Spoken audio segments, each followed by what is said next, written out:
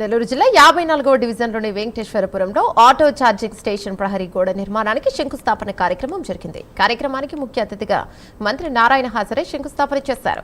అనంతరం భగత్ సింగ్ కాలనీలో టీడీపీ నేత ముజీర్ ఇంట్లో ఏర్పాటు చేసిన అల్పాహార విందులో ఆయన పాల్గొన్నారు. అలాగే 8వ డివిజన్లోని రేఖాల వారి వీధితో ఆధునీకరిస్తున్న పార్కు పనులను పరిశీలించి పలు సూచనలు ఇచ్చారు. కొలాప్స్లో ఉన్న బిల్డింగ్ ఉంటే దీన్ని యాక్చువల్గా మొత్తం గోడలన్నీ పగలగొట్టి ఒక చక్కగా చుట్టూ గ్లాసెస్తో ఏసీ, మహిళలకు ఒక జిమ్ము, అదేవిధంగా జెంట్స్కి ఒక జిమ్ము, చక్కటి టాయిలెట్స్, అదేవిధంగా ఒక ఫంక్షన్ చేసుకోవడానికి ఎదురు ఫంక్షన్ ఒక 300 నుంచి 500 మంది చక్కగా ఫంక్షన్ చేసుకోవచ్చు.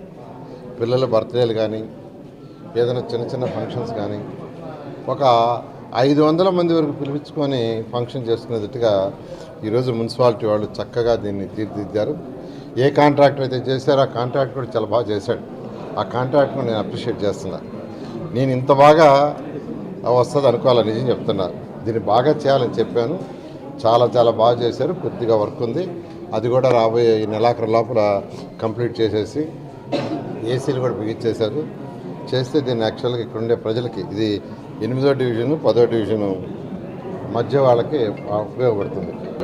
కొలాప్స్లో ఉన్న బిల్డింగ్ ఉంటే దీన్ని యాక్చువల్గా మొత్తం గోడలన్నీ పగలగొట్టి ఒక చక్కగా చుట్టూ గ్లాసెస్తో ఏసీ, మహిళలకు ఒక జిమ్ము, అదేవిధంగా జెంట్స్కి ఒక జిమ్ము,